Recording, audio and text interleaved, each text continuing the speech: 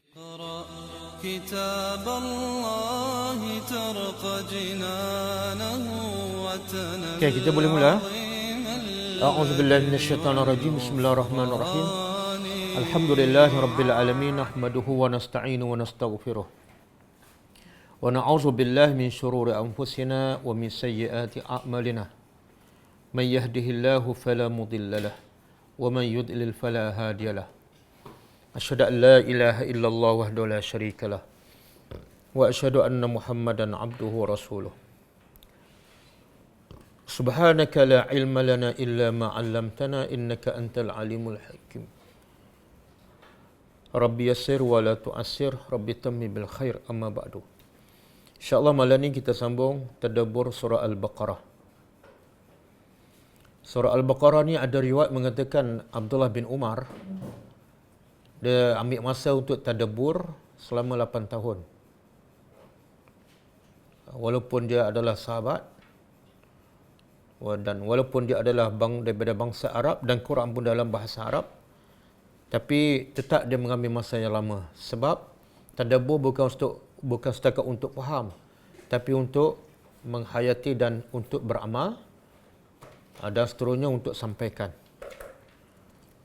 Jadi kita insya-Allah kita sambung malam ni ayat 26.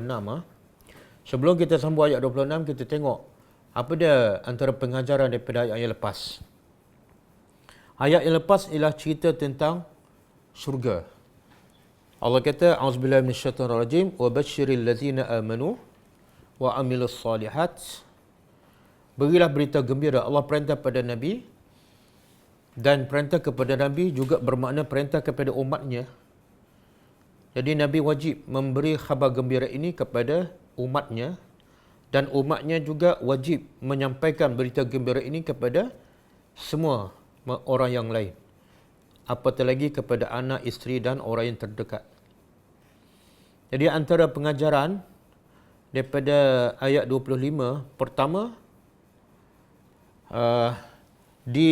disunatkan memberi berita gembira kepada manusia, khususnya kepada orang beriman. Disunatkan memberi berita gembira kepada manusia, khususnya kepada orang yang beriman.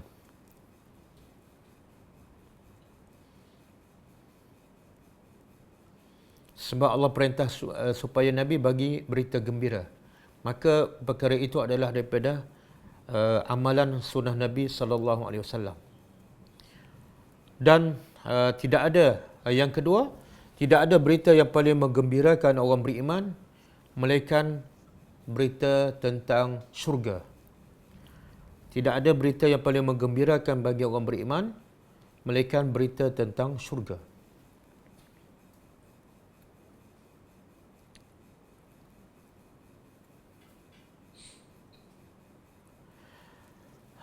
Dan syurga, yang kedua, syurga tidak mungkin dapat dimiliki melainkan kepada orang yang memiliki dua perkara.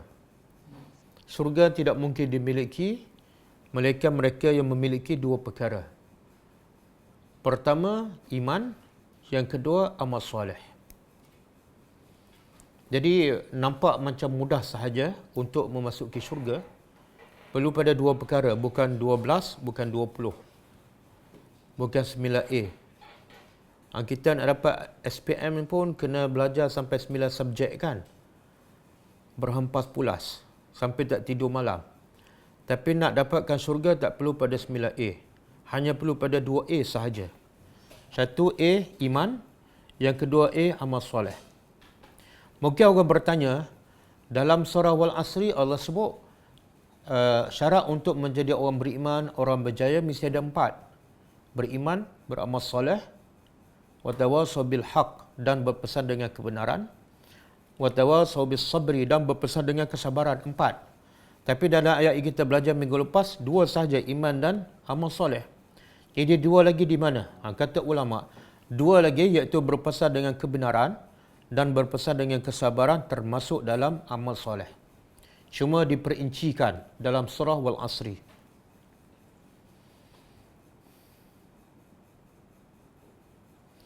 Sebab itulah ramai orang yang kadang-kadang dia tak beramal soleh pun, dia tak beriman pun sepanjang hidup dia, melainkan setelah di hujung kehidupannya dia beriman dan dia beramal soleh, maka cukup syarat untuk masuk syurga. Sebagaimana yang bunuh 100 orang, walaupun dia penjenayah yang terbesar lah, sampai bunuh orang tak berdosa 100 nyawa, tapi bila saat kematiannya dia ada dua syarat ni, iman dan amal soleh, maka dia syarat layak lulus untuk menjadi ahli syurga. Begitu juga tukang sihir Firaun, sepanjang hidup dia syirik kepada Allah Subhanahu Wa Taala dan mengajar pula ilmu yang menjadikan manusia kufur kepada Allah. Tapi di saat kematian dia memiliki dua syarat ni, iman dan amal soleh, maka jadilah dia insya-Allah ahli syurga. Okey, yang ketiga, balasan untuk orang-orang beriman dan beramal soleh adalah jauh lebih besar daripada apa yang mereka kerjakan. Itu penting itu. Sebab kita biasa nak kalau kat dunia kita bekerja, biasa kita dapat balasan ataupun gaji mengikut kadar kerja kita. Tak lebih daripada itu. Kalau kerja sebulan, gaji sebulan lah. Kalau kerja setahun, gaji setahun. Tapi kita tetap bekerja keras. Sampai tua, sampai datang penyakit. Sebab apa? Nak dapat upah yang kerja setahun, dapat upah setahun. Kerja sebulan, dapat upah sebulan. Tapi yang Tuhan tawarkan, bukan kerja setahun dapat gaji setahun. Bukan kerja 20 tahun dapat gaji 20 tahun. Tak. Yang Tuhan tawarkan ialah, kalau kamu ada iman dan amal soleh, mungkin 2 hari sahaja, tapi balasannya bukan 2 hari. Bukan 20 tahun, bukan 200 tahun, bukan 2 juta tahun. Tapi khalidina fiha abada. Kalau manusia masih memilih nak bekerja keras untuk dapat dunia yang gajinya sekadar kerja, maka manusia tak cerdik. Orang yang paling cerdik, Nabi kata, ialah orang yang apa dia? Apa manusia yang paling cerdik? Allazi amila lima ba'dal maut.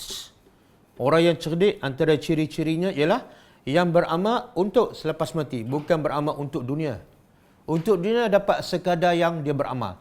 Tapi kalau untuk akhirat, akbar, jauh lebih besar, lebih indah dan lebih kekal daripada masa dan tempoh dia bekerja. Begitu juga kita bekerja kat dunia, kadang-kadang penat, kadang-kadang letih, kadang-kadang cuti. Kan? Tapi bila masuk syurga, Allah tak kira dah yang kamu cuti, yang kamu penat tu, Allah tak kira, tetap dapat gaji penuh. Tak adalah sebab kamu seminggu tak solat, kamu bercuti, maka dalam syurga, dalam tempoh seminggu kamu tak boleh dapat nikmat. Tak ada. Itu berita gembira. Yang keempat, pengajarannya, syurga ni anwa' berbagai jenis, berbagai tingkat. Ada hadis mengatakan 100 tingkat. Dan dalam surah Ar-Rahman, Allah kata syurga ni ada 4 jenis kan.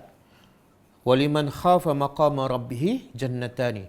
Bagi orang yang betul-betul takut pada Allah sehingga dia mentaati Allah dan meninggalkan perintah larangannya, maka bagi orang ni Allah kata jannatani, 2 syurga. Kemudian lepas tu Allah sebut lagi dalam surah Ar-Rahman, wa min dunihima jannatani. Selain pada 2 syurga, ada lagi 2 syurga. Dan Nabi juga sebut dalam satu hadis yang sahih yang saya tak sebut minggu lepas. Nabi kata jannatani min fiddah aniyatahuma wa ma fihima wa jannatani min zahabin aniyatahuma wa ma fihima. Hadis sahih riwayat Al-Bukhari. Maksudnya Nabi kata ada 2 syurga min fiddah, daripada perak.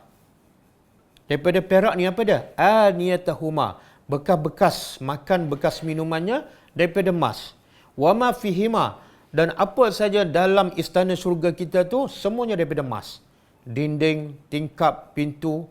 Kalau ada meja, meja daripada emas. Kalau ada tombol pintu daripada emas, daripada perak. Kemudian wa jannatani, Nabi juga sebut, dan 2 syurga lagi min zahab, daripada emas. Apa dia yang daripada emas ni? Aniyatahuma, mangkuk pinggangnya, sudunya, gerpunya. Wa ma fihima, dan apa saja dalam surga ataupun dalam istana itu semuanya ada emas. Lantai pun emas. Tengok Sebab manusia tak nampak, dia kejar juga yang emas yang seketul tu. Kan? Lepas tu dapat seketul pula, pasang CCTV pula, takut kena rompak kan. Jadi dapat emas, semakin takut hidup. Ataupun semakin tamak nak dapat seketul yang kedua. Yang Allah nak sediakan, apa dia? Berapa ketul emas ni? Bahkan ada hadis mengatakan, pokok-pokok di taman di syurga, batang pokoknya daripada emas. Batang pokok daripada emas. Batang pokok bunga rumah kita daripada apa? Oh, tak ada pokok bunga. Daripada plastik kan?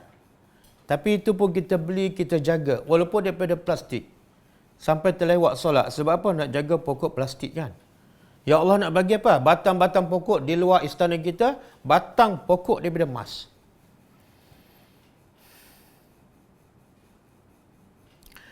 Habis payung emas ada tak? Payung emas. Ada tak? Ha? Oh ada. Datuk macam pernah masuk je. Ha? Betul tak ada payung emas? Tak, dia payung kat dunia apa fungsi dia? Nak mengelak daripada hujan ataupun panas, kan? Tapi di syurga ada tak hujan? Tak ada. Ada tak panas? Tak ada. Matahari pun tak ada. Jadi kalau hujan pun tak ada, panas pun tak ada, perlu tak payung emas? Bukan payung emas, payung plastik pun tak perlu. Kemudian yang ada, istana kita semuanya emas. Batang pokok pun, buat apa lagi payung emas? Kan? Itu dalil orang yang nak berpoligami, tapi tak pandai.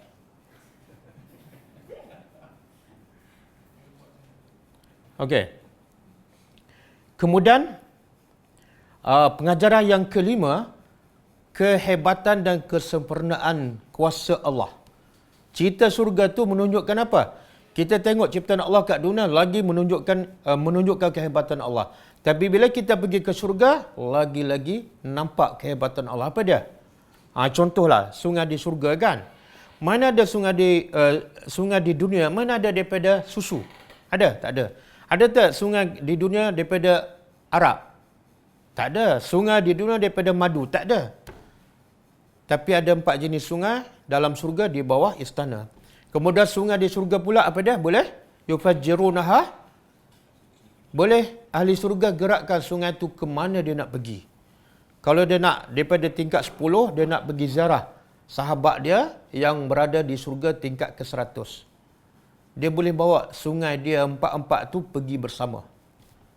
Hebatnya kuasa Allah.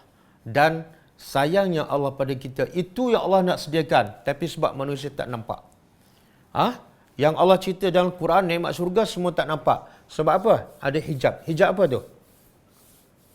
Sungai di syurga tak nampak. Bidadari tak nampak. Istana tak nampak. Semua tak nampak sebab apa? Ada hijab. Hijab apa ni? Hijabnya ialah sungai tua, sungai gombak kan? Rumah flat, rumah banglo. Jadi nampak rumah kat dunia tu besar sampai terlindung nikmat dalam syurga. Sahabat lain, Nabi didik para sahabat sehingga mereka nampak dunia tu kecil je. Emas tu kecil je, banglo tu kecil je. Sebab tu mereka terus nampak direct istana di syurga. Sebab dunia nampak kecil je. Tapi depan kita nampak dunia sampai nikmat di syurga terlindung. Kita ada hijab.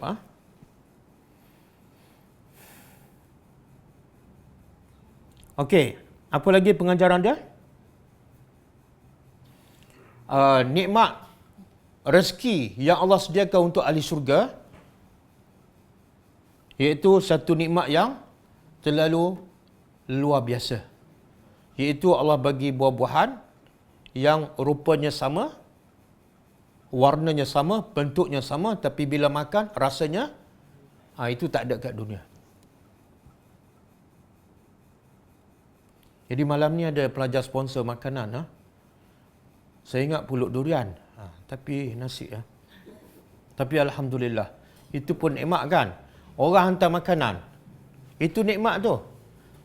Tapi kena tunggu bila tu? Kena tunggu ada kelas. Kalau tak ada kelas, orang tak hantar.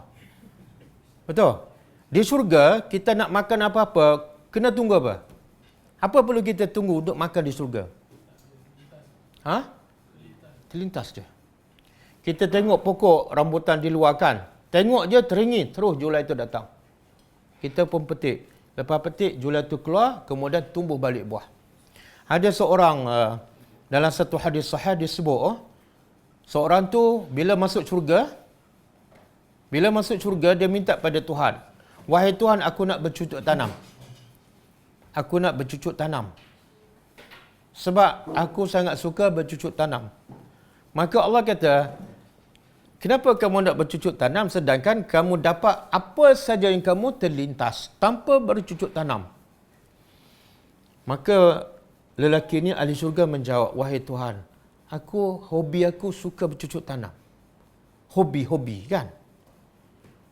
Jadi sebab dia nak juga bercucuk tanam dan Allah kata apa? Walakum fiha ma tashtahi anfusukum walakum fiha ma tad'un. Apa saja yang kamu nak dapat. Dia pun ambil benih, letak kat tanah dan benih tu tumbuh. Bukan selepas 10 hari, bukan selepas 1 hari. Saat yang sama dia letak, saat yang sama tumbuh, membesar macam gunung dan berbuah dalam masa 1 saat. Itu yang Allah nak sediakan pada kita. Sebab tu Allah kata, wabashiril ladzina amanu. Berilah berita gembira ni, yang kamu duk kejar-kejar kadang-kadang tanam durian 5 tahun baru berbuah, kan? Kadang-kadang sebelum berbuah tuan durian dah mati.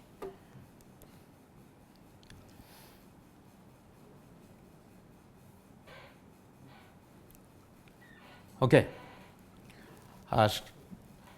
Habis kita bagi 4-5 je pengajaran supaya pengajaran daripada ayat 25 ni menjadi panduan kepada kita supaya kita kurangkan kejar dunia.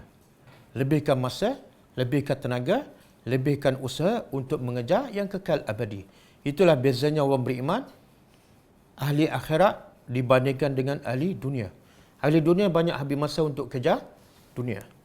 Okey, ayat hari ini ialah Allah nak bagi tahu bahawa apa-apa saja contoh yang Allah buat dalam Quran, walaupun contoh tu macam tidak ada nilai, contoh yang paling hina, kan?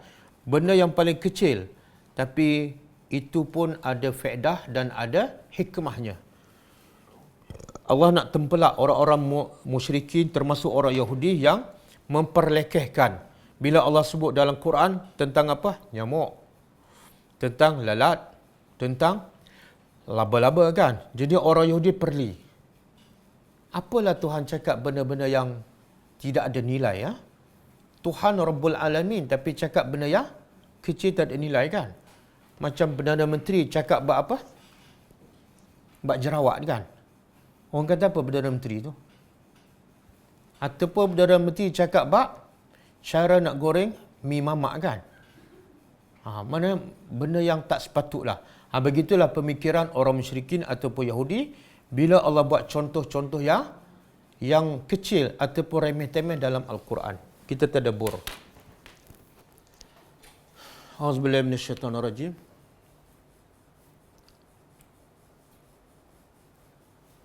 Okey. Lupa nak cakap tadi tulis marker warna hitam. Kurang jelas, Okey. Inna, sesungguhnya.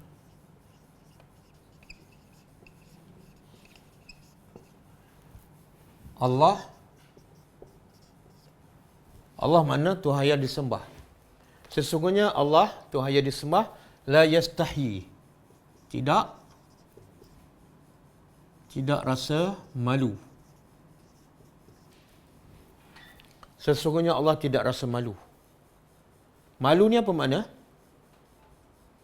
Kita malu untuk membuat sesuatu perkara yang mengaibkan kita, kan? Contoh apa dia? Kita keluar rumah tak pakai baju, kan? Itu malu. Sebab apa? Sebab tak pakai baju tu mengaibkan. Jadi malu ialah buat sesuatu benda yang mengaibkan kita. Jadi Allah beritahu di sini sesungguhnya Allah tidak malu. Allah tidak malu. Untuk apa ni? Untuk yadriba membuat masal, contoh. ataupun perumpamaan. Contoh ma apa-apa. Apa-apa contoh, Allah tak malu. Sebab macam saya sebut tadi, orang Yahudi, orang musyriki memperlekehkan. Bila Allah cakap pasal nyamuk, pasal lalat, pasal laba-laba dalam Quran, orang Yahudi kata, kenapa Tuhan kononnya hebat, tapi cakap benda yang macam bagi mereka tidak dinilai. Maka Allah jawab, turun ayat ini menjawab dakwaan orang Yahudi dan orang musyrikin. Iaitu Allah kata Allah tidak pernah malu untuk membuat contoh apa sahaja. Seperti ba'udah. Ba'udah apa dia? Nyamuk. Ba'udah ni nyamuk jantan ke betina? Betina. Mana tahu betina? Tamarbutah. Oh. Contoh Allah buat contoh pasal lalat dalam surah Al-Hajj ayat 73. Ya ayuhan nas duriba masalun fastami'u lah.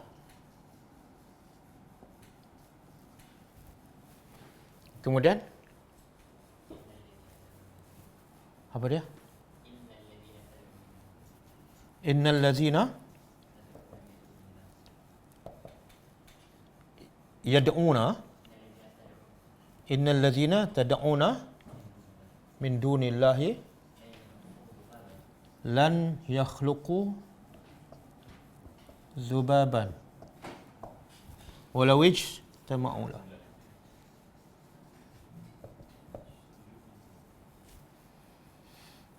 Kemudian wa in yaslubhumuz zubabu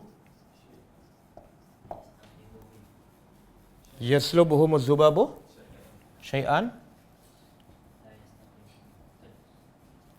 la yas apa dah? La yastankizuhu minhu da'ufat talibu wal matlub. Okey. Cuba tengok Ya ayuhan nas, wahai manusia, duriba masal, telah dibuat masal, contoh perumpamaan. Fastami'ulah, maka hendaklah kamu dengar. Dengar di sini maksud dia ialah dengar dan faham.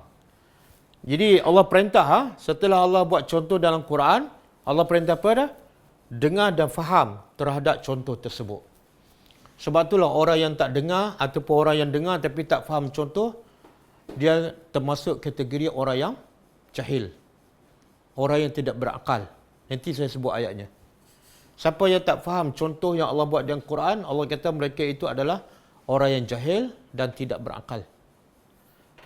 Sebab itu Allah kata, dia buat contoh, maka wajib kamu dengar dan faham. Okey, apa contoh dalam ayat ini? Innal lazina, sesungguhnya orang-orang yang tad'una, yang kamu seru ataupun kamu sembah selain daripada Allah. Lan yakhluqu zubaba, mereka sama sekali tidak mampu mencipta zubab. Zubab apa dia? Apa dia? Lalat. Lalat kan? Walau ijtama'u lah. Walaupun semua mereka itu, berhala-berhala yang mereka sembah tu semua berkumpul untuk mencipta lalat. Allah bagi contoh lalat, bukan gajah. Bukan gunung, bukan langit. Kenapa? Sebab Allah nak buktikan bahawa mereka tu terlalu lemah. Sehingga makhluk yang paling kecil, yang paling lemah pun mereka tak mampu cipta. Kemudian Allah buat contoh betapa lemahnya lalat ini. Wa in yaslubhumuz zubabu syai'a. Sekiranya lalat itu merampas sesuatu daripada Tuhan yang disembah tu, iaitu berhala. Kan biasa depan berhala ada apa? Buah-buah. Biasa buah apa? Apple ke anggur? Orange. Orange. Okey. Kemudian lalat datang depan berhala dan lalat ambil. Hisap ke apa kan? Dia ambil. Wa in yaslubhumuz zubabu syai'an, lalat ambil sedikit saja depan berhala tu, maka Allah kata la yastankizuhu. Berhala tu tak boleh selamatkan apa yang diambil oleh lalat.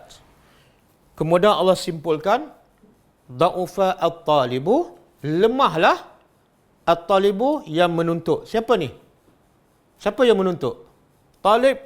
Sebab itulah pelajar dipanggil talib. Sebab dia menuntut apa? Di sini talib bukan menuntut ilmu. Dia menuntut apa ni?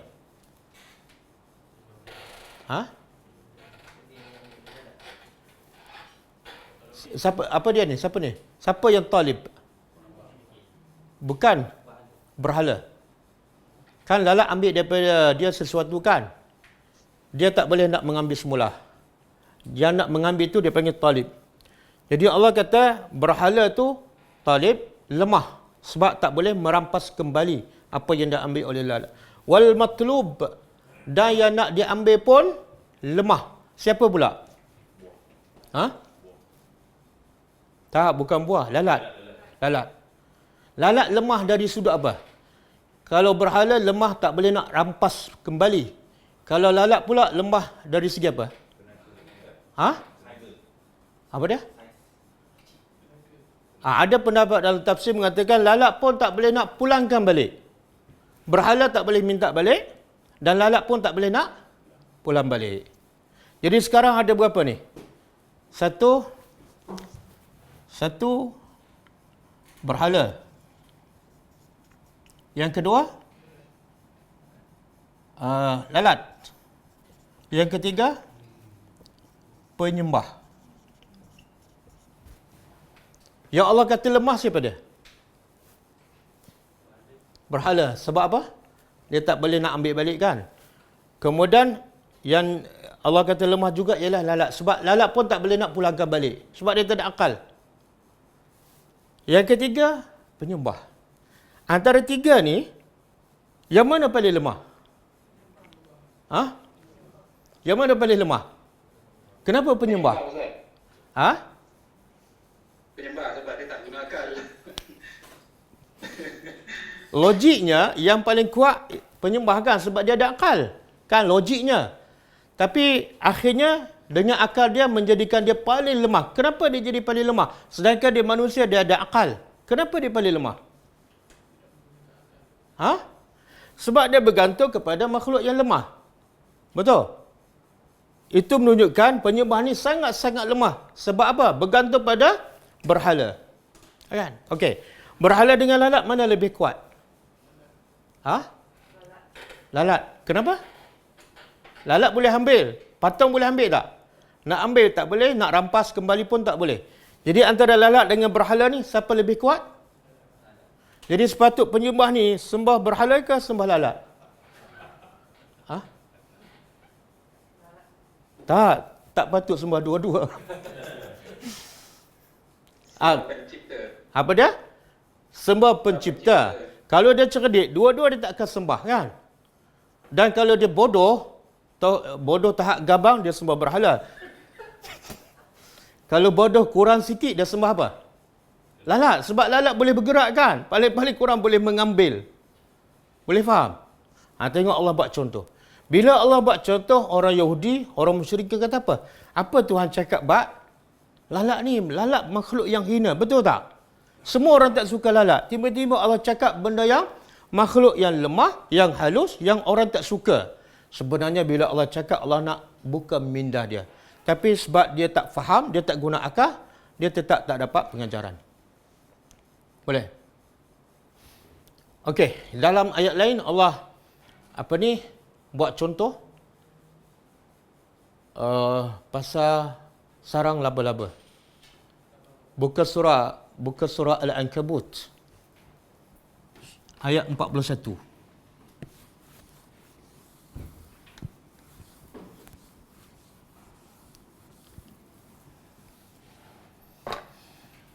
Ayat 41. Apa dia? Allah kata,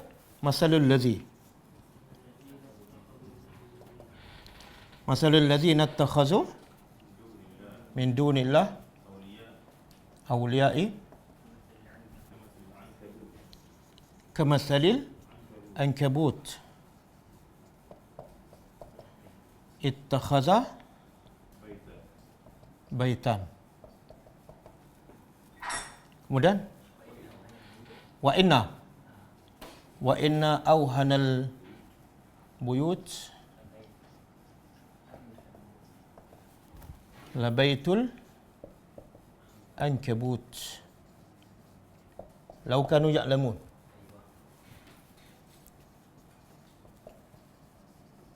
Okey.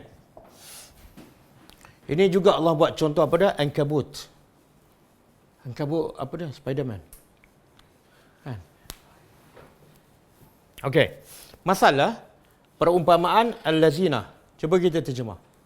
Allazina, orang-orang yang ittakhazu, mereka mengambil ataupun menjadikan min dunillah, selain daripada Allah, awliya, sebagai penolong. Jadi Allah nak buat contoh supaya mereka terbuka minda. Dan Allah nak begitu bahawa perbuatan mereka ni perbuatan yang bodoh. Sesiapa yang mengambil selain daripada Allah sebagai penolong, seperti seperti al-ankabut. Ankabut apa dia? Sarang laba-laba, laba-laba. Ittakhazat, yang telah mengambil, menjadikan baitan, rumahnya. Rumah laba-laba ni apa dia? Daripada apa? Kayu ke, batu ke, simen ke apa? Ailio. Kemudian Allah kata apa? Wa inna awhanal buyut, dan sesungguhnya selemah-lemah rumah siapa? Rumah banglo, rumah flat? Rumah teras? Selemah-lemah rumah ialah labaitul ankabut, rumah laba-laba. Lau kanu ya'lamun, jikalau mereka mengetahui. Okey, apa maksud contoh ni? Allah dah sebut nanti dalam surah Al-Ankabut juga, Allah buat contoh-contoh ni semua ada tujuan supaya manusia yatafakkarun, dan tak ada yang faham contoh melainkan orang yang al-alimun, orang yang berilmu. Sebab itulah para sahabat bila dia baca ayat yang ada contoh dan dia tak faham, dia menangis. Kenapa dia menangis? Sebab Allah cakap, wa tilkal amsal nadribuha linnas wa ma yaqiluha illal alimun.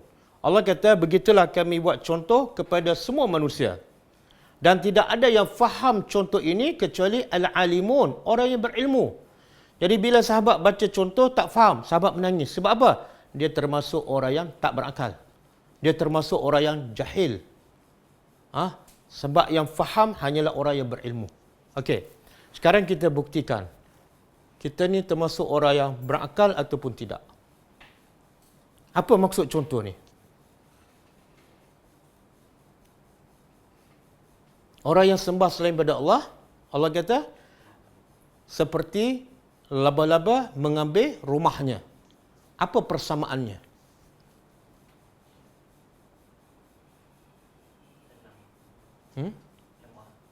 Ialah lemah tu persamaan dari segi apa? Apa dia? Tepat? Okey, sekarang biasa kita buat rumah, tujuan utama pada untuk tempat perlindungan. Perlindungan daripada apa? Yang paling utama. Dari panas.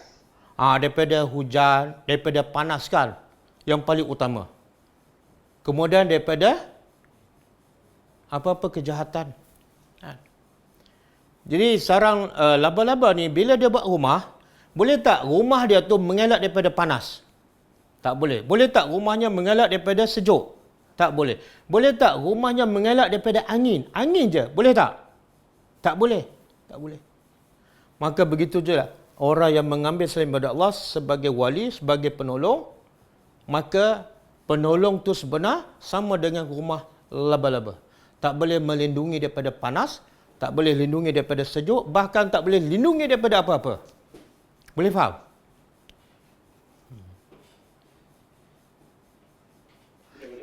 Boleh Kalau saya lah buat rumah, ambil daripada tali kan, tali rupiah buat rumah. Orang kata apa pada saya? Ha? Kreatif. Orang kata apa? Ha? Luar biasa kebodohannya kan? Luar biasa kebodohannya. Tapi kita bila tengok orang semua berhala, kita terfikir tak macam tu? Kadang-kadang kita tak terfikirkan, ni Allah buat contoh. Maka sebab itulah bila Allah buat contoh dalam Al-Quran, pasti tujuannya ialah supaya manusia berfikir dan supaya manusia kembali kepada Allah. Allah sebut dalam surah Al-Ankabut, ayat 43 kan? Watilkal amsal. Ada waw ke? Hafiz?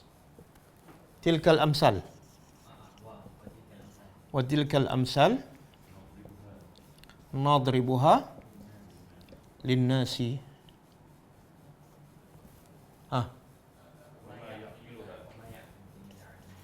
Wa ma ya'qiluha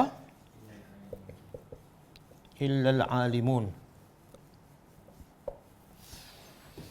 Allah kata demikianlah al-amsal. Amsal ni jamak kepada masal. Kalau satu masal, kalau jamak ataupun plural, amsal. Begitulah contoh-contoh nadribuha yang kami buat untuk semua manusia. Untuk semua, bukan untuk ustaz je, bukan untuk ulama je, untuk semua manusia. Jadi siapa yang baca Quran sepatutnya dia faham. Kemudian Allah kata wa ma yaqiluha. Tidak ada yang berakal, tidak ada yang memahami contoh-contoh kecuali al-alimun, orang yang berilmu. Sebab itulah sahabat salafus salih bila dia baca contoh dan tak faham, dia menangis. Sebab dia rasa dia sebenarnya masih jahil. Ramai tak orang baca contoh dalam Quran tak faham. Macam Allah kata macam keldai kan. Itu contoh. Apa persamaan keldai dengan orang yang baca kitab? Sehingga Allah kata orang yang diberi kitab seperti keldai. Apa persamaannya? Tidak dapat memikir. Keldai ni, ya, keldai diguna untuk membawa barang, kan? Kadang-kadang dulu mana ada lori ke van kan? Jadi dulu kalau nak angkut kitab pun dia letak atas belakang keldai. Jadi keldai tu bawa kitab begitu banyak, bila sampai tanya keldai, kamu faham tak apa yang dibawa di belakang kamu? Dia akan jawab apa? Dia akan jawab apa? Dia tak akan jawab apa-apa sebab soalan pun dia tak faham. Okey tak? Dia tak jawab apa-apa. Okey sebab dia tak ada akal. Tapi ramai manusia yang baca Quran berpuluh tahun, tiba-tiba kita tanya, apa maksud ayat ni? Tak tahu. Apa pengajaran daripada surah ni? Tak tahu. Ada tak persamaan dengan keldai? Tak nak jawab tak apa.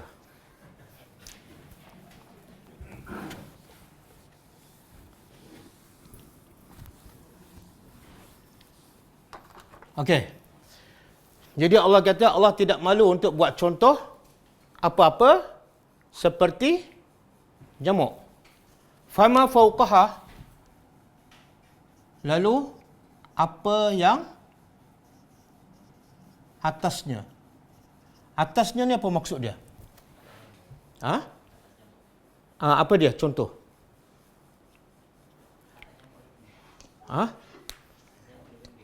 Bukan. Allah tak malu untuk buat contoh apa-apa seperti nyamuk ataupun lebih kecil daripada nyamuk. Ada dua tafsiran. Pertama, fauqaha, iaitu lebih kecil daripada nyamuk. Yang kedua, contoh lebih besar daripada nyamuk. Allah tak malu. Ada tak binatang lebih kecil daripada nyamuk? Apa dia? Apa dia? Kutu. Kutu. Semut. Tak apalah. Kutu pun saya tak pernah tengok besar mana. Okey, jadi fauqaha ni ada dua maksud. Pertama, lebih kecil daripada nyamuk. Yang kedua, lebih besar daripada nyamuk. Okey. Kenapa Allah tak malu? Kenapa Allah tak malu? Tuhan Rabbul Alamin cakap pasal nyamuk. Kan?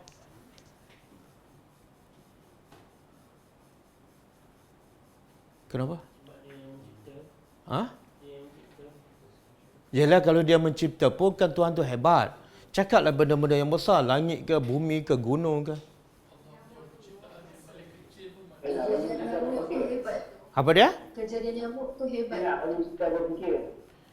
Sebab kejadian nyamuk tu menunjukkan kehebatan pencipta. Okey, apa dia kehebatan? Apa kehebatan nyamuk yang menunjukkan kehebatan penciptanya? Nyamuk halus tapi boleh. Dia bunuh banyak orang. Bashar al-Assad pun banyak orang bunuh. Apa dia? Pembawa demam denggi, Ustaz. Pembawa Demam denggi. Penyakit macam-macam. Gigitan dia yang halus je jarum dia. Dia ada pencair darah. Tapi COVID-19 lagi bahaya kan? Ratusan juta-juta dah mati kan? Bukan dengan nyamuk. Nyamuk Jadi dia memilih nak isap darah siapa. yalah kita pun pilih Nyamuk juga. Nyamuk ada pencair darah. Nyamuk ada pencair Darah. darah. Dia cairkan darah untuk apa? Dia hisap. Dia ada bruise. Okey. Ini ikut kajian dan kajian ini disahkan oleh ulama. Nyamuk ni kecil kan? Binatang yang antara binatang paling kecil dan orang tak peduli pun, tak ambil tahu pun. Bukan tak mungkin jadi topik perbincangan pasal nyamuk sebab nyamuk binatang kecil dan hina. Kan? Tiba-tiba Allah sebut dalam Quran dan kita kena baca, kena sebut perkataan ba'udah. Menunjukkan apa? Dalam ciptaan nyamuk yang kecil itu menunjukkan kehebatan Allah Subhanahu Wa Taala. Tapi bagi siapa? Bagi orang yang berakal. Jadi ikut kajian, nyamuk ni kat kepala dia ada 100 mata. Dia kepala kita dengan kepala nyamuk mana lebih besar? Besar kepala kita kan? Tapi kita ada berapa biji mata? 2. Nyamuk ni sehalus tu ada 100 biji mata. Hebat tak Tuhan? Kita pun tak nampak kan? Kalau sebiji pun tak nampak. Kalau 100, tak nampak. Dan nyamuk ada di mulut dia ada 48 gigi. Kita ada berapa gigi? Kita tak boleh nak fikirkan nyamuk yang kita boleh mati kan? Tiba-tiba ada 48 gigi. Di nyamuk tu ada satu alat untuk cek apa? Suhu. Kita tahu tak nyamuk tu boleh gigit kita sebab dia kenal manusia melalui bentuk ataupun melalui warna ataupun melalui dia nampak. Macam mana dia boleh kenal manusia? Sehingga dia boleh cucuk dan isap darahnya. Apa alatnya? Apa dia? Dia ada satu alat, dia boleh kesan haba panas badan manusia. Dia kenal manusia bukan melalui bentuk ataupun rupa ataupun warna. Tapi dia kenal manusia melalui kesan haba panas. Sebab itulah kita tidur di mana-mana di waktu malam dan cuaca sangat gelap, duduk dalam pulak selimut, nyamuk jumpa kita. Kalau anak kita duduk bawah katil kan, kita masuk bilik dalam keadaan gelap. Kita jumpa tak anak kita? Tak, tapi nyamuk jumpa. Siapa lebih hebat? Nyamuk ke kita? Sebenarnya nyamuk hebat tu menunjukkan apa? Kehebatan Allah. Dan belalai dia. Dan satu alat, dia boleh bius sebelum dia cucuk. Dia boleh bius sebelum dia cucuk. Apa fungsi itu? Untuk bius tu. Kenapa perlu bius?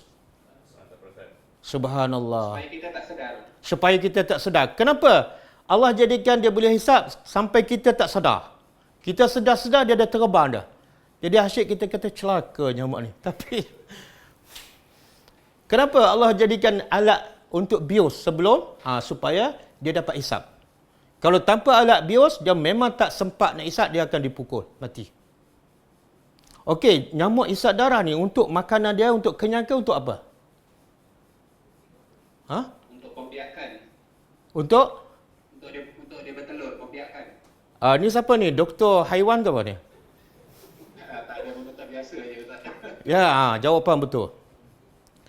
Darah bukan makanan dia. Jadi nyamuk hidup bukan sebab darah. Buktinya apa?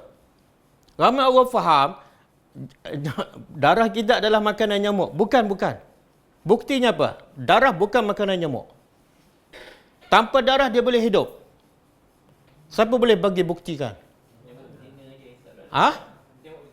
Mana tahu nyamuk betina je hisap darah?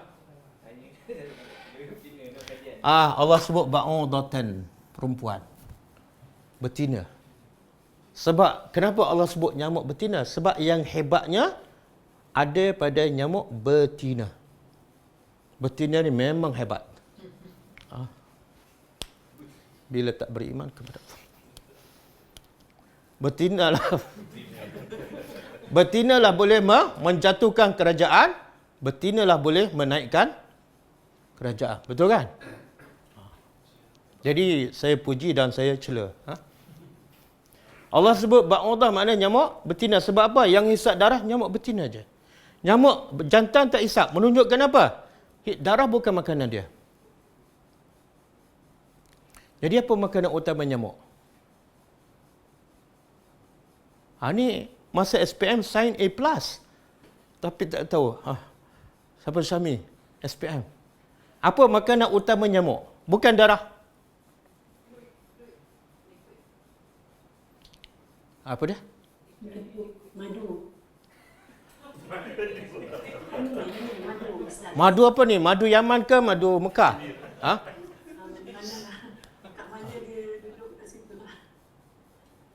Yang saya baca, saya tak belajar sains tapi saya baca dalam tafsir.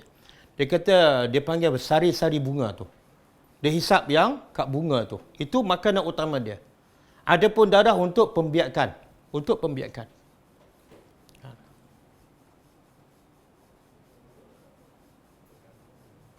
Okey. Satu lagi, dalam badan nyamuk ada satu alat untuk dia kesan, untuk dia test darah. Test darah sesuai ke tak? Subhanallah. Kita kalau nak test darah, kita perlukan apa? Selain pada tu. Lepas jarum tu, dia kena letak kat mana darah tu? Makmal. Betul kan? Makna nak test darah, kita perlukan makmal, perlukan kos yang besar, perlukan doktor yang pakar. Betul tak? Tapi Allah jadikan makmal pada nyamuk dalam batang tubuh dia yang sangat-sangat halus. Di situ ada alat bios, di situ ada alat untuk kesan hawa panas badan manusia, di situ ada alat untuk test darah. Mana sebelum dia hisap, dia test dulu. Sebab apa dia test? Sebab bukan semua darah dia suka, ada yang tawar, ada yang masin kan. Lepas tu kadang-kadang 5 orang tidur di satu bilik. Tengok-tengok yang merah seorang je, 4 orang lagi tak. Kenapa? Sebab darah tu tak sesuai dengan nyamuk. Betul kan? Ada kan? Oh, hebat. Kita tahu apa? Data nyamuk pukul je. Tapi kita tak berfikir hebatnya nyamuk. Dan nyamuk boleh inject kita kan? Dia boleh cucuk daging kita sampai dia keluarkan darah. Apa alat dia pakai?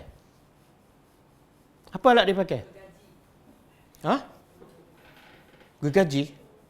Tapi tak nampak pun luka. Subhanallah. Kita kalau nak ambil darah orang, kan?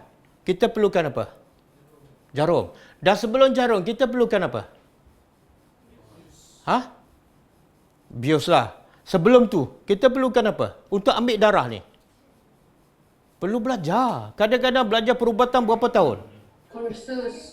Kursus, betul tak? Kadang-kadang setahun, kadang-kadang 5 tahun. Tapi nyamuk tu agak-agak berapa hari dia belajar untuk inject dan hisap darah? Berapa hari? Subhanallah. Dan kita ni, kalau kita ambil jarum nyamuk, kita ambil jarum nyamuk yang sama digunakan oleh nyamuk kan? Ambil jarum dia, injek kulit kita, masuk tak? Pada jarum yang sama. Jadi siapa lebih kuat? Nyamuk ke kita? Siapa lebih kuat? Sebab tu Allah kata Allah tak malu buat contoh. Sebab binatang yang hina, yang paling kecil, yang tak dipandang, sangat-sangat menunjukkan kehebatan Allah. Tapi bagi orang yang berfikir. Dan antara faedah yang besar juga nyamuk ialah bila kita berfikir kehebatan nyamuk, kita semakin rasa kebesaran Allah dan kita semakin merendah diri. Kenapa aku nak sambung? Aku dengan nyamuk pun tak boleh. Dia boleh gigit aku tak boleh gigit nyamuk. Pernah tak orang gigit nyamuk? Sebesar badan kita ni kan? Dan sekecil nyamuk, kita tak mampu nak gigit nyamuk. Bukan nak gigit, nak tangkap pun kadang-kadang 10 kali pukul dapat seekor. Betul? Jadi Allah nak begitu dalam ciptaan nyamuk yang kecil ni benar-benar menunjukkan kehebatan Allah Subhanahu Wa Taala. Apa kebaikan nyamuk? Apa kebaikan nyamuk? Ada kebaikan tak? Ada apa dia? Syarikat kelambu kan? Kalau tak ada nyamuk, ada tak syarikat kelambu? Syarikat obat nyamuk kan? Semua kaya gila. Sebab apa? Ni binatang ni. Jadi syarikat kilang Shelltok ni kena bersyukur pada nyamuk. Sebab nyamuklah dia menjadi kaya. Okey, bagi kita pula apa faedah? Apa faedah? Faedah yang paling besar daripada ciptaan nyamuk. Apa dia? Tidak ada nikmat yang paling besar ialah kita kena Allah melalui ciptaannya. Ada lagi nikmat lebih besar daripada itu? Tak ada. Nikmat yang paling besar iaitu bila kita kena Tuhan. Dan nak kena Tuhan kita boleh tengok semua ciptaannya. Ciptaan Allah ni ada berapa juta? Bilion kan? Tapi kenapa Allah pilih nyamuk? Dalam banyak-banyak ciptaan Allah pilih nyamuk kan? Bukan katak, bukan gajah, bukan kambing, bukan lembu. Sebab lagi kecil ciptaan Allah, lagi menunjukkan kehebatan penciptanya. Betul kan? Sebab itulah telefon kan, dulu besar tak telefon? Kan? Berat tak? Yalah dulu besar, batu berat setengah kilo kan? Tapi sekarang, semakin lama semakin kecil. Lepas tu semakin nipis kan? Kadang-kadang kita tengok orang tu macam cakap seorang-seorang. Kita kata gila ke? Padahal dia cakap ada telefon, tapi telefon tu dah terlalu kecil. Itu pun kita tak kagum pada Allah. Kita kagum pada siapa? Pada Jepun yang mencipta Samsung. Kan? Sepatut apa dia? Korea. Samsung Korea. Tak apa, tak tahu siapa pencipta telefon, tak apa. Yang penting tahu siapa pencipta yang mencipta telefon. Kan? Biasa kita berfikir orang yang buat telefon, orang yang buat kapal terbang. Setakat tu je. Tapi kita tak pernah ataupun jarang kita rasa kagum kepada pencipta manusia yang boleh cipta telefon tu. Kan? Kita pergi selapis je. Kalau pergi 2 lapis, kita jadi orang beriman. Okey. Fa'amma, maka adapun allazina, orang-orang yang amanu, mereka beriman. Tengok, ini antara contoh juga, antara hikmah. Kenapa Allah cipta nyamuk dan Allah buat contoh dalam Quran? Apa tujuannya? Ini juga antara tujuan. Bila Allah buat contoh nyamuk, ada 2 jenis manusia. Manusia terbagi pada 2. Pertama, orang yang beriman. Apa sikap orang beriman tentang ciptaan nyamuk? Faya'lamuna, lalu mereka ya'lamuna, mengetahui annahu, sesungguhnya ia adalah hak, benar. Apa yang benar ni? Apa yang benar? Iaitu ciptaan nyamuk tu benar-benar menunjukkan kehebatan Allah. Dan tak mungkin menunjukkan Allah tu buat sesuatu sia-sia ataupun bercakap benda yang tidak ada nilai. Mir Rabbihim, ia adalah benar dari Tuhan mereka. Jadi orang beriman, apa saja Allah buat contoh, keledai ke, anjing ke, nyamuk ke, lalat ke, orang beriman sikap dia sami'na wa ata'na. Ya Allah buat semua ada faedah. Sama ada kita tahu sebabnya ataupun kita tak tahu. Okey, golongan kedua, wa ammal lazina, dan adapun allazina, orang-orang Oh, satu lagi saya tak sebut tadi. Nyamuk ni, kalau ikut kajian, dia ada 3 jantung. 3 jantung. Kita badan besar, 1 jantung je. Nyamuk ni kecil je, tapi ada 3 jantung.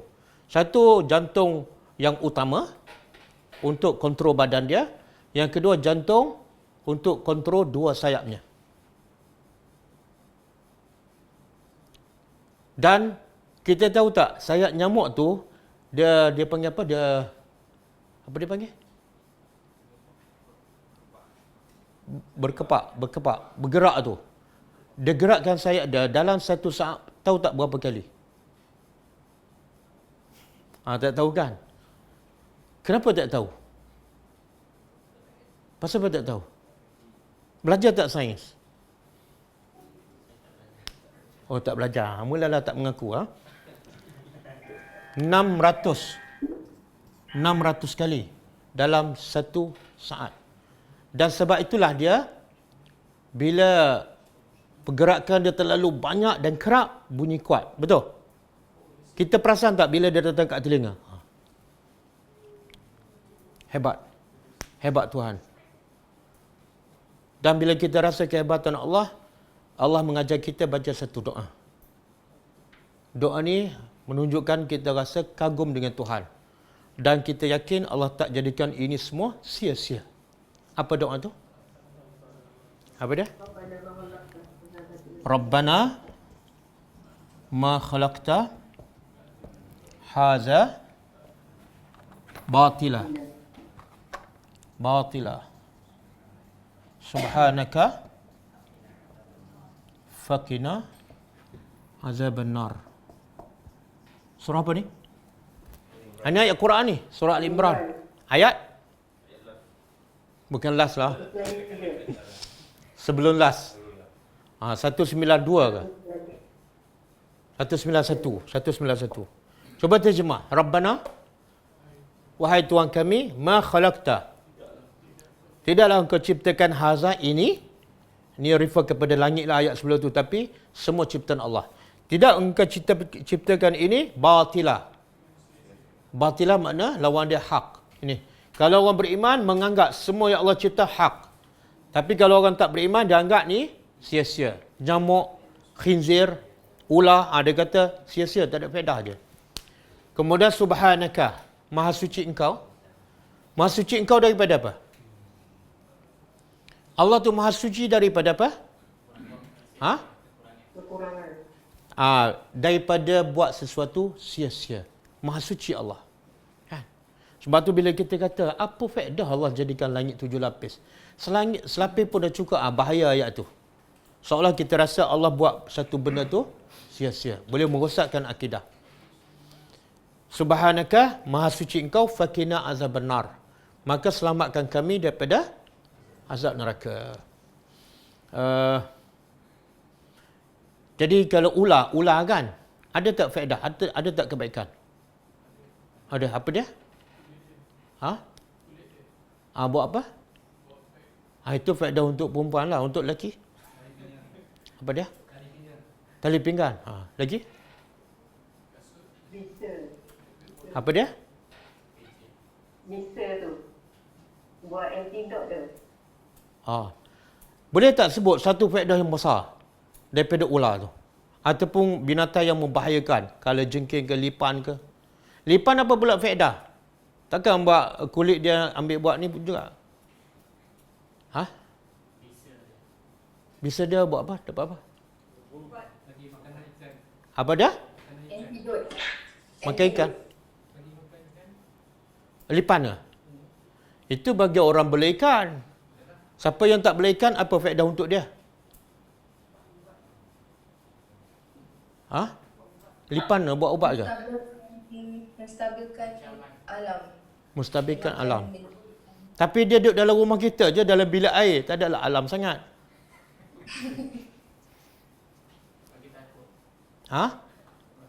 Apa faedah?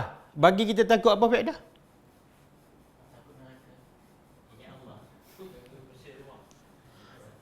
Sejak bila lipan bersih rumah? Ni. Bersih?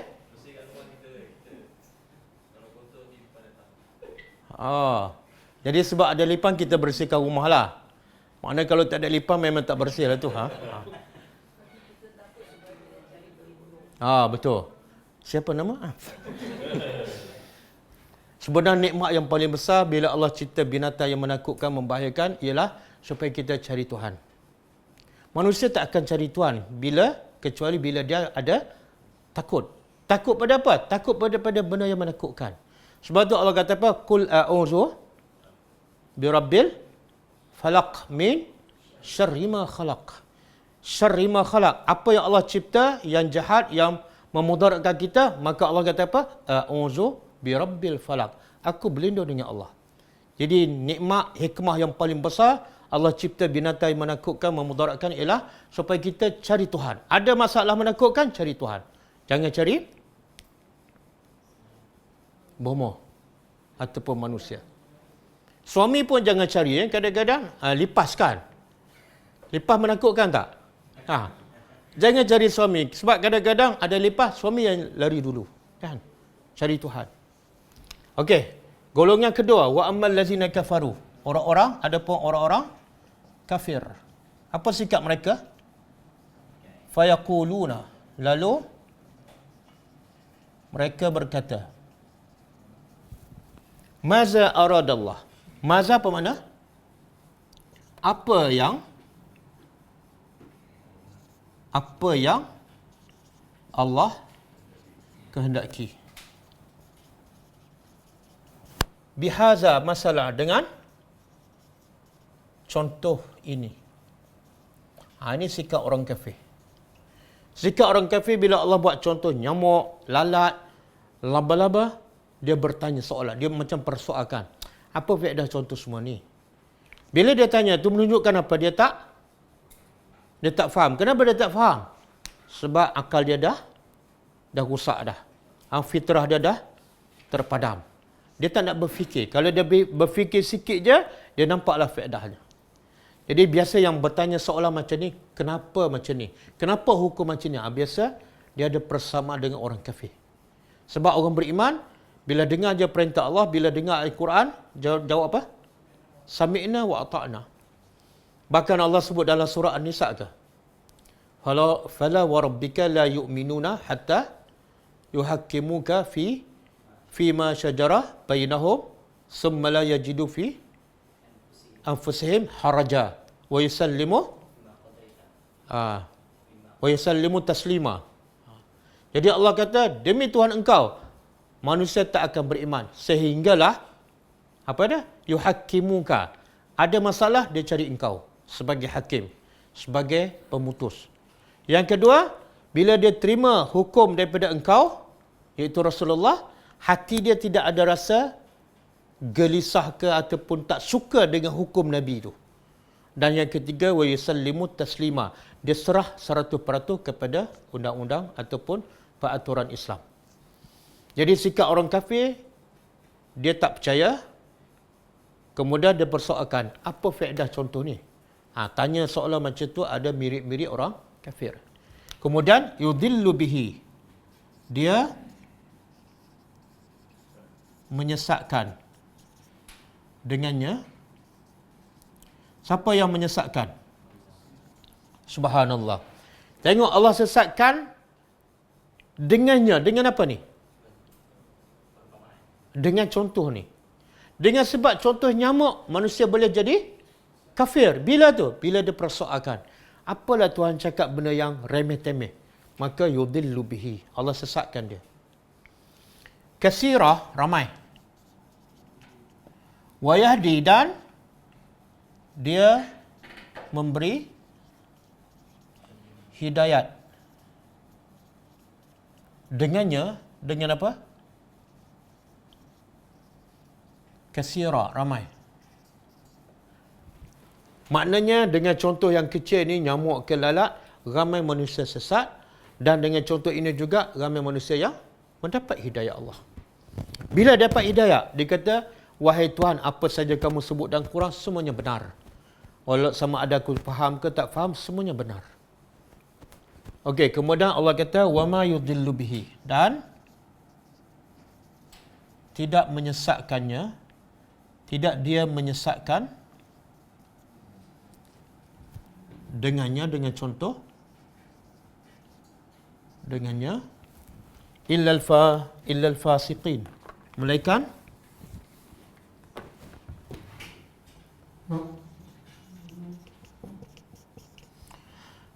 orang-orang fasik. Apa makna fasik? Fasik makna terkeluar daripada taatillah. Dia daripada fasaqah. Fasaqah ni mana? Kalau panggil fasaqah ar-rutab, mana buah kurma tertanggal daripada pokoknya, terpisah.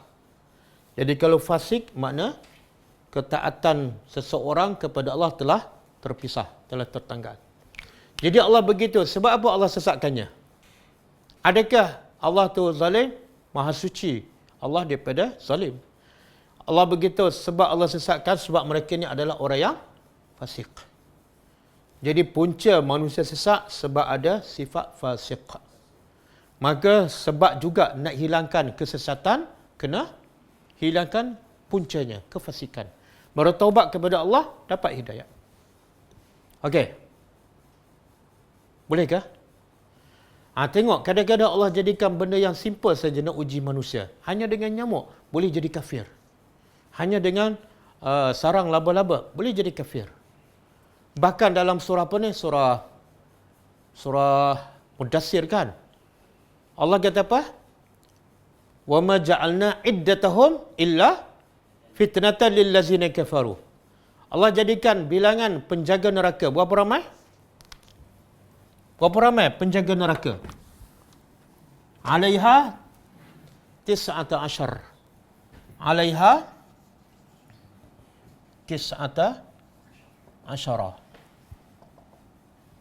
Atas neraka itu ada 19. 19 apa ni? Penjaga. Daripada siapa? Malaikat. Kenapa jadi 19? Kenapa tak 20? Kenapa tak 190? Allah sebut lepas tu wa ma ja'alna iddatahum illa fitnata lil ladzina kafaru. Kemudian liyastayqinal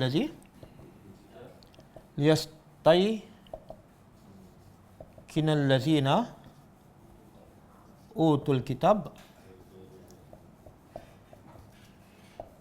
Kemudian wa yazdada allazina amanu imana. Tengok, Allah nak uji manusia kadang-kadang bukan benda yang besar pun, dengan angka je. Allah kata kami jadikan penjaga neraka 19. Kemudian Allah kata apa? Wa ma ja'alna, tidak kami jadikan iddatahum, bilangan mereka iaitu 19, kecuali untuk apa? Fitnah, sebagai ujian kepada siapa? Kepada orang kafir. Dengan sebab bilangan ni mereka kafir ataupun bertambah kekufurannya. Apa orang kafir kata? Orang musyrikin Mekah kata dengan bilangan ni. Saya lupa nama Al-Walid bin Al-Mughirah. Dia kata apa? Dia tu memang kuat. Dia kata 17 serah pada aku. Aku lempang je, tak ada masalah. Cuma kamu ambil 2 orang je. Tengok dengan angka dia permainkan, dia jadi kafir. Boleh faham? Dan bagi orang beriman apa dia? Liyastayqinal ladzina utul kitab. Dengan angka orang yang diberi kitab lebih yakin. Dan wayazdadal ladzina amanu imana. Dengan angka ini orang beriman imannya semakin subhanallah. Dengan angka je. Samalah dengan binatang yang kecil, Allah nak uji. Boleh Cukup setakat ni, kita berhenti setakat ayat 26. Kadang-kadang ni masalah kita jugalah. Kadang-kadang kita tengok cuaca panas ataupun hujan. Kadang-kadang secara tak sengaja kita kata, alamak, kenapalah hujan? Susah aku nak keluar pergi bekerja ke. Ataupun cuaca panas sangat kan? Atau contoh-contoh yang sebegitulah Ustaz. Ini tu menjadikan kita ni macam tadilah, apa ni, mempersoalkan Allah Ustaz. Dia lebih kepada tidak puas hati kepada apa yang Allah takdirkan. Bila kita sebut alamak tu makna benda tu kita tak sukalah. Sedangkan panas ke, hujan ke, sejuk ke, semua datang daripada Allah. Dan bila datang daripada Allah pasti baik, pasti ada hikmah. Sebab tu Nabi ajar pada kita, bila dapat nikmat, bila dapat benda yang menggembirakan, Nabi ajar kita apa dia?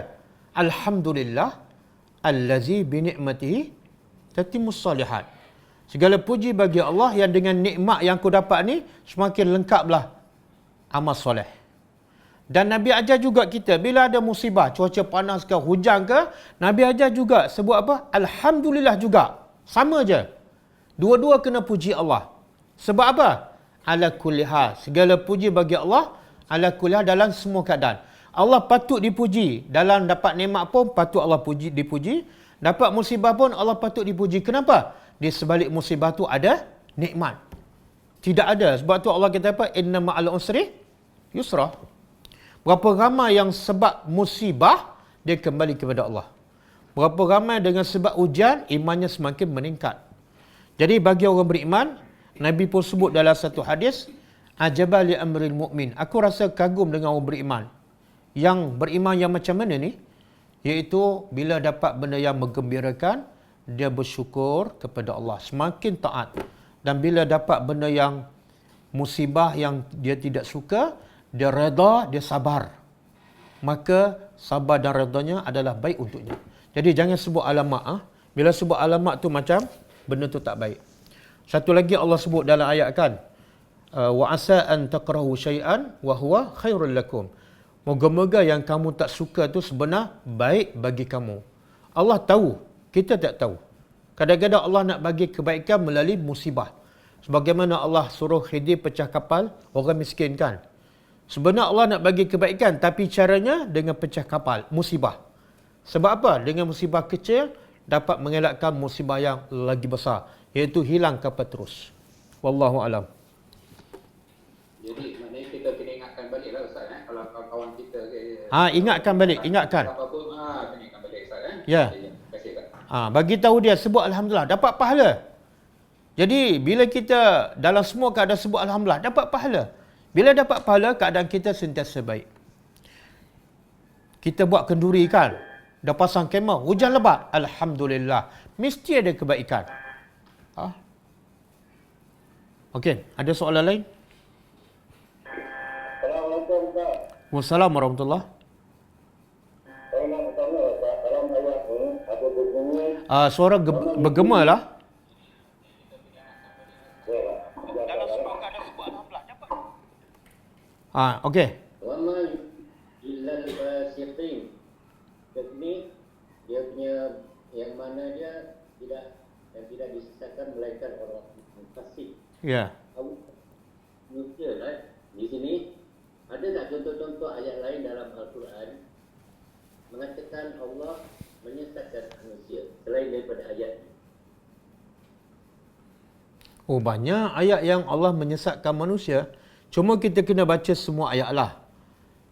Sebab kalau kita baca ayat yang Allah menyesatkan, orang akan salah faham.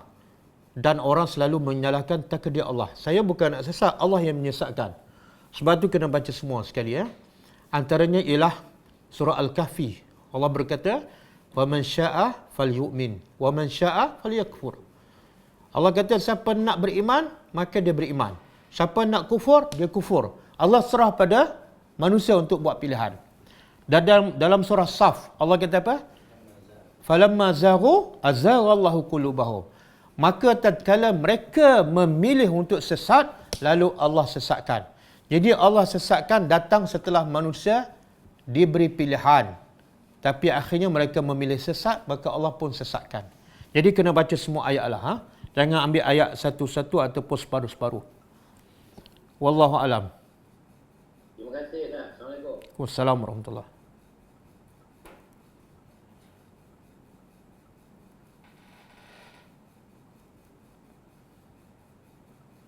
Ustaz, orang ada soalan lagi daripada Zoom? Okey, kita baca Facebook. Ustaz, orang munafik adalah sejahat manusia dan tempatnya di dasar neraka. Ramai tidak berwaspada dengan mereka. Adakah mereka ini masih Islam Kerana ada hadis sesiapa yang akhir nyawanya dengan kalimat tauhid akan ke syurga. Okey, munafik ni ada dua. Ulama membahagikan munafik ni ataupun sifat nifak ada dua.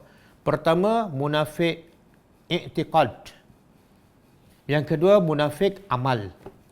Munafik i'tiqad ni iaitu hati dia memang kufur kepada Allah. Dia tak beriman dengan Al-Quran, tapi sebab ada kepentingan, dia berpura-pura Islam. Macam Abdullah bin Ubay dan kumpulannya. Ini betul-betul kafir. Hati dia tak beriman dengan Allah, tak beriman dengan hari akhirat. Ini dipanggil nifak i'tiqad. Munafik dari segi akidah. Yang kedua, munafik dari segi amalan sahaja. Akidah dia tetap beriman kepada Allah. Dia tetap percaya pada hari akhirat. Tapi amalannya munafik. Apa dia? Bila bercakap, bohong. Bila berjanji, tidak tepati. Bila dia beri amanah, khianat. Dan bila bergaduh, dia melampau. Orang macam ni, mungkin sebab dosa dia banyak, dia masuk neraka. Tapi akhirnya keluar, dia masuk syurga. Adapun yang munafik i'tiqad, dia masuk neraka. Neraka paling bawah dan kekal selama-lamanya. Wallahu a'lam.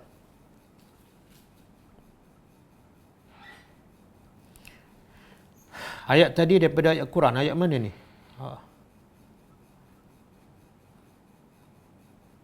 Semut boleh bunuh ke Ustaz? Sahih ke hadis kisah Nabi Sulaiman tentang doa melarang kita bunuh semut? Dia ada hadis yang Nabi sebut secara jelas.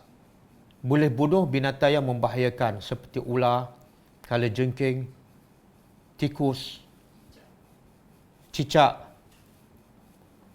Cicak boleh bunuh bila-bila lah, bukan malam Jumaat aja. Dan selain yang disebut dalam hadis tu, kita boleh bunuh bila binatang itu memudaratkan kita. Semut tak ada hadis yang menyuruh kita bunuh. Tapi sekiranya semut itu memudaratkan kita, kita boleh bunuh. Selagi mana binatang itu tidak memudaratkan kita, kata ulama tak boleh bunuh. Bahkan ular. Ular sekalipun, kalau kita nampak ular tu masuk ke hutan, bukan menghala pada kita, tak boleh kita bunuh. Sebab ketika itu dia tidak membahayakan pada kita. Nyamuk membahayakan kita. Dengan sebab nyamuk kecil itu boleh menyebabkan orang terpaksa berbelanja ratusan ribu sebab demam malaria. Kan? Nyamuk jantan. Tapi nyamuk jantan tak datang kat kita, yang datang betina je. Kan? Nyamuk betina yang gigit darah tu.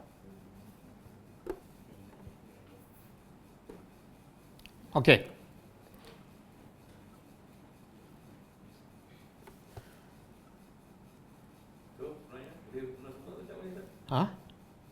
Dah jawab tadi. Kalau membahayakan boleh bunuh lah. Kalau memudaratkan. Kalau dia tadi lalu kat rumah dia penyemak kan boleh tak? Kita kata dia semakkan, dia tengok muka kita pun menyemak je. Jadi selagi tak membahayakan biarkanlah. Kalau saya biarkanlah. Dia pun nak hidup juga kan. Tu bahaya. Bolehlah. Bunuhlah. Membahayalah tu. Rumah 1,5 juta kan, runtuh dengan anak-anak je. Hebat tak anak-anak? Bukan hebat anak-anak, hebat Tuhan. Wirid dan berdoa boleh ke dinyanyikan macam selalu ada dalam TV? Tak, wirid zikir untuk kita puji Allah. Bila kita puji Allah tak perlu berlagu, dan bukan sunnah Nabi pun berlagu. Kita berlagu untuk apa? Kita nak puji Allah. Macam kita puji suami kan. Boleh tak kita puji suami dengan lagu? Suami pun menyampah kan. Nak puji terus je. Kemuncak kepada zikir apa dia? Kemuncak kepada zikir ataupun tujuan zikir. Apa dia? Hati tenang. Tenangkan hati, dan kemuncaknya ialah menangis. Yang Nabi kata ada 7 golongan yang selamat daripada mahsyar kan. Salah satunya ialah bila berzikir, menangis. Jadi kalau dah berlagu, menyanyi apa semua, macam mana nak menangis? Macam mana nak tenang? Doa pun sama. Doa sambil menghayati, dan sepatutnya kita menangislah. Bila kita minta kepada Allah dalam keadaan kita berdosa, tak sepatut kita berlagu bila berdoa.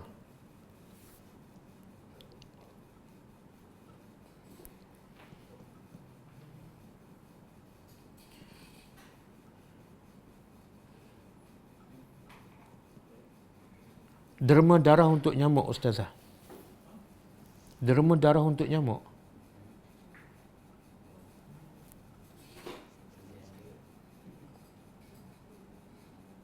Tak, nyamuk dia tak minta derma pun. Dia nak darah kita, dah ambil je. Dia mana minta-minta pun. Allah serah pada manusia untuk memilih.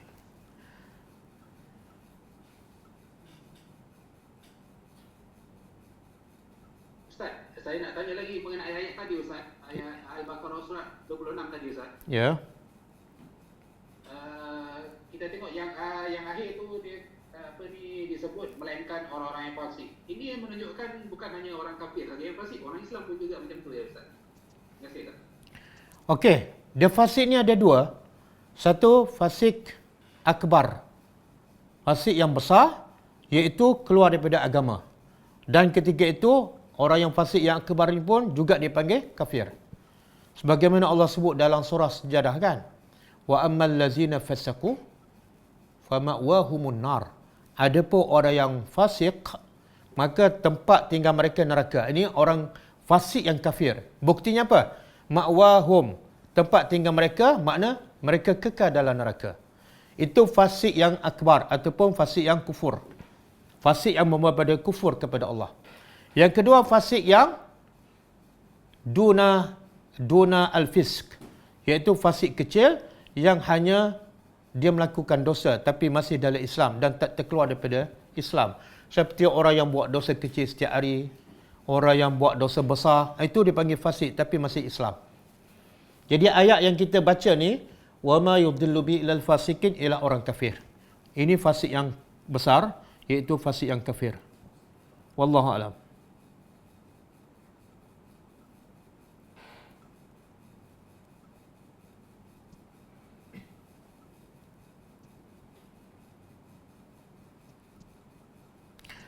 Terlalu banyak perkara-perkara yang mesti dipelajari untuk sampai kepada kesempurnaan iman dan taqwa.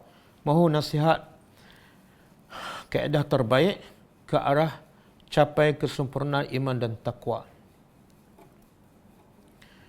Allah dah sebutkan sifat bertakwa, banyak Allah sebut sifat takwa dalam Al-Quran. Dan Allah pun sebut Quran adalah sebagai hudan lil muttaqin. Quran hudan, petunjuk untuk siapa? Orang bertakwa. Makna apa tu? Kalau nak jadi orang bertakwa, kena jadikan Quran sebagai panduan. Selagi dia tak tadabbur Al-Quran, selagi dia tak ikut sepenuhnya ajaran Al-Quran, dia tak mungkin jadi orang yang bertakwa. Sebab takwa datang daripada Al-Quran. Hudan lil muttaqin. Dan banyak lagi Allah sebut, contohnya dalam surah Al-Baqarah ayat 177 kan. Ciri-ciri orang bertakwa. Begitu juga dalam surah Ali Imran ayat 135. Semua tu Allah sebut ciri-ciri orang bertakwa. Jadi nak jadi orang bertakwa, nasihat saya, tadabbur Al-Quran satu ayat demi satu ayat, satu surah demi satu surah, dan belajarlah sunnah Nabi. Semua para sahabat orang yang bertakwa. Sebab apa? Sebab mereka hanya diajar Quran dan sunnah. Semua para sahabat adalah orang yang bertakwa, insya-Allah. Sebab apa? Sebab hidup mereka dipandukan oleh Al-Quran dan sunnah Nabi sallallahu alaihi wasallam.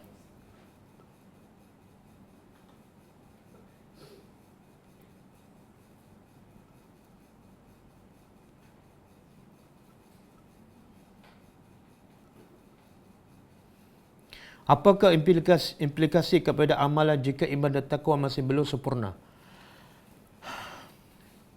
Tak, kita sebenarnya kita tak boleh menilai iman. Kita sendiri tak boleh menilai iman kita, apatah lagi nak menilai iman orang lain. Habis tugas kita apa dah? Tugas kita ialah faham apa yang Allah perintah dalam Quran dan apa yang Allah larang, kita buat dan kita tinggal. Dan kita belajar sunnah Nabi satu persatu dan kita amalkan. Begitu kita serah pada Allah. Kalau kita nak menilai iman kita, makna nak menilai iman mesti perlu pada orang yang betul-betul beriman baru dia boleh menilai. Hatta sahabat Nabi sendiri pun tak yakin dengan iman mereka. Abu Bakar tak yakin dengan imannya. Umar pun tak yakin dengan imannya. Umar berkata apa? Alangkah baiknya kalau aku menjadi sebatang pokok. Alangkah baiknya kalau aku menjadi sebatang pokok. Dipotong, habis macam tu. Tak ada hisap, tak ada balasan. Jadi orang seperti Umar dan sahabat yang lain pun masih tak yakin dengan iman mereka, maka kita lagilah tak boleh menilai iman kita sendiri, apatah lagi nak menilai iman orang lain. Jadi kita belajar satu persatu, kita amalkan dan kita serah kepada Allah, kita minta supaya Allah matikan kita dalam beriman kepada Allah Subhanahu Wa Taala. Tengok doa Nabi Yusuf. Nabi Yusuf orang beriman, orang bertakwa, tapi bila dia doa, apa yang dia minta? Apa yang Nabi Yusuf minta? Anta waliyyi fid dunya wal akhirah tawaffani. Orang sahabat Nabi Yusuf yang dijamin mati dalam Islam pun masih berdoa dan mohon kepada Allah, ya Allah, tawaffani musliman. Matikan aku dalam keadaan aku berserah diri kepada Engkau. Semoga kita menjadi orang beriman dan bertakwa dan mestilah berpandu pada Al-Quran dan Sunnah. Wallahu a'lam.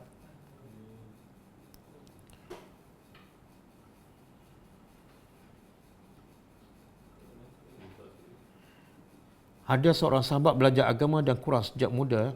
Dia merasakan bahawa lebih baik bagi seseorang tidak mengetahui ataupun belajar ilmu. Apa ni? Dia merasakan bahawa lebih baik bagi seseorang tidak mengetahui ataupun belajar ilmu agama di usia muda dan bertaubat di hujung usia. Kerana akhirnya orang yang mengetahui hal agama ketika muda, banyak perkara yang terhalang untuk dilakukan pada waktu muda dan kehidupan seperti terhalang dari merasai keseronokan kerana dia melihat kawan-kawan yang bebas berpakaian dan mencari rezeki dengan apa-apa cara. Bila sudah kumpul harta, akhir kehidupan mereka bertaubat dan masuk ke syurga pada akhirnya. Orang yang lalai dan leka waktu muda lebih beruntung kerana merasai usia muda dan bertaubat di akhir hujung usia. Ya Allah. Saya nak tanya, orang bertanya ni tahu tak bila dia akan mati? Soalan pertama, orang yang bertanya ni tahu tak bila dia akan mati? Bila dia cakap macam ni, macam dia yakin dia akan mati di hujung usia. Oh hebat, dia tahu benda gaib. Orang macam ni tak mungkin bertaubat. Sebab apa? Sebab dia melampau. Dan dia ambil hak Tuhan. Dia mendakwa dia tahu benda gaib. Seolah dia yakin dia akan mati lepas 60 tahun. Sekarang waktu joli. Satu. Yang kedua, dia kata kalau belajar agama waktu muda, dia tak bebas nak buat apa-apa. Sebenarnya itu fahaman yang songsang. Fahaman yang songsang. Saya nak bagi tahu fahaman yang betul apa dah? Orang yang belajar agama lah bebas nak buat apa-apa. Orang yang tak belajar agama, orang yang jahil lah yang terkongkong, terikat. Boleh faham? Tak faham? Sebenarnya orang bila tak ada iman, bila tak ada agama, dia mendakwa dia bebas. Tak. Orang ni lah sebenarnya terikat. Terikat dengan apa? Nafsu. Nak dia buat apa? Ikut nafsu. Betul tak?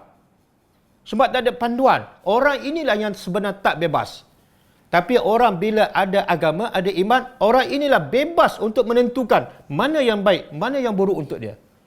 Mana yang manfaat untuk dia selepas mati, mana yang tidak manfaat. Dia boleh buat pilihan. Inilah orang yang bebas. Boleh faham? Jadi itu fahaman yang songsang. Belajarlah agama daripada kecil. Nabi kata, ajar anak kamu solat ketika umur 7 tahun. Dan sahabat kata, kami belajar sirah Nabi sebagaimana kami belajar Al-Quran daripada muda lagi. Dan Luqman ajar anak dia agama bila? Ya bunaya, ketika masih kecil. Okey.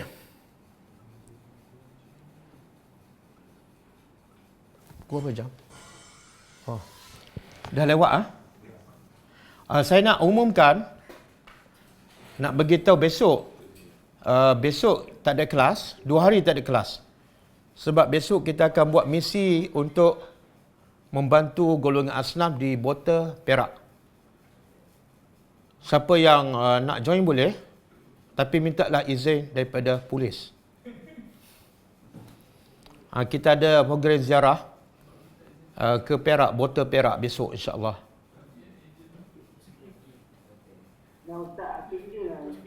Apa dia? Yang tak habis duit. Ya. Kita akan jumpa Ustaz Hafiz Lidin. Dia ejen kita kat sana yang selalu buat nota di grup live Tadabbur. Setiap kelas dia mesti ada nota. Nota malam ni tunggu besok. Setakat ni, sejak dia ikut kelas tadabbur, saya ingat dah tak tahu berapa puluh nota yang dia salin. Dan apa lagi? Apa lagi pengumuman? Jadi kelas kita akan sambung hari Isnin. InsyaAllah. Mungkin kalau kita pergi ke Perak, ada ruang untuk buat kelas, kita akan buat live dan kita akan umumkan insyaAllah. Oi.